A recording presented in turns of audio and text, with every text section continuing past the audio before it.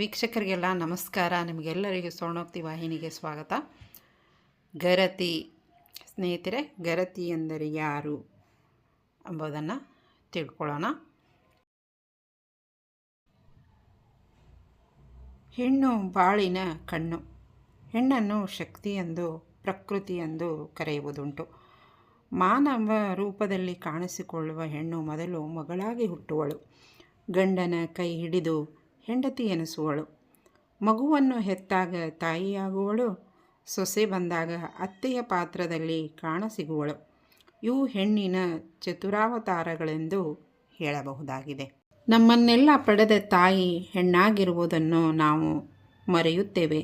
ಅಂತೆಯೇ ಹೆಣ್ಣು ಹೆಣ್ಣೆಂದೇತಕ್ಕೆ ಬೀಳುಗಳೆವರು ಕಣ್ಣು ಕಾಣದ ಗಾವಿಲಿರು ಎಂದು ಸಂಚಯವನ್ನಮ್ಮ ಸಿಡಿಮಿಡಿಗೊಂಡಿದ್ದಾಳೆ.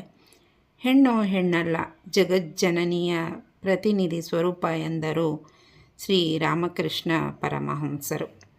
ಹೆಣ್ಣು ಹುಟ್ಟಿದ ಮನೆ ಹೆಗ್ಗಣ ಹತ್ತಿದಂಗ ಎಂದವರಿಗೆ ಹೆಣ್ಣಲ್ಲ ನಮಗ ರವಿ ಚೆನ್ನ ಎಂದಿದೆ ಜನವಾಣಿ.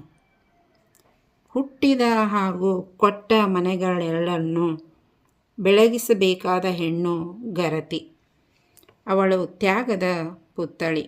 ವಿಶ್ವಲೀಲೆಯಲ್ಲಿ ತನ್ನ ಪಾತ್ರವನ್ನು ಸಮರ್ಪಕವಾಗಿ ನಿರ್ವಹಿಸುವ ಶಕ್ತಿ ಮತ್ತು ತಾಳ್ಮೆ ಅವಳಿಗಿದೆ.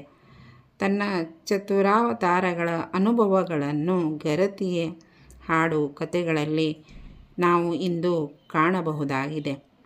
ನಡುನೀರಿನಲ್ಲಿ ಕೈ ಬಿಡುವ ಮಂದಿಯನ್ನು ನಂಬಿದ ಕೈ ಸುಟ್ಟುಕೊಂಡ ಗರತಿ ಕೊನೆಗೆ ದೇವನಿಗೆ ತನ್ನ ಕೈ ಬಿಡಬೇಡವೆಂದು ಪ್ರಾರ್ಥಿಸುತ್ತಾಳೆ.